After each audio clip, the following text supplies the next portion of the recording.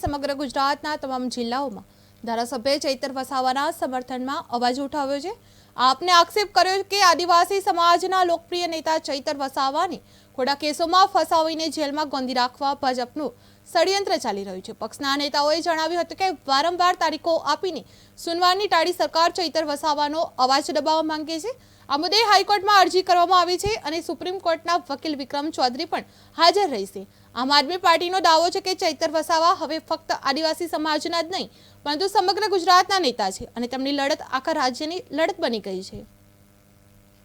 વારંવાર તારીખો આપી અટકાવાય છે। આજની અગત્યની પ્રેસ કોન્ફરન્સમાં આજે ચૈતરભાઈ વસાવા જેઓ ડેડિયાપાડાના ધારાસભ્ય છે, છેલ્લા 50 દિવસથી આજે એમને બરોડા સેન્ટ્રલ જેલની અંદર રાખવામાં આવ્યા છે।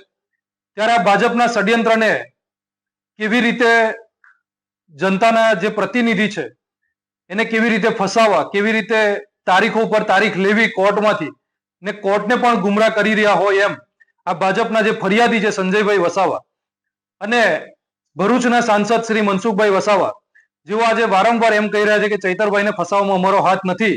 ત્યારે આ સાંસદ શ્રીને કહેવા માંગ્યું છું કે અગાઉ પણ તમને કીધું છે કે સીસીટીવી ફૂટેજ એના જાહેર કરાવો ને આદિવાસી સમાજ સાથે થતા અન્યાયને અટકાવો, પરંતુ આજે આદિવાસી સમાજના કોઈ એક નેતા ઉભા થાય છે અને આદિવાસી સમાજના જ્યારે પ્રશ્નોને હલ કરવા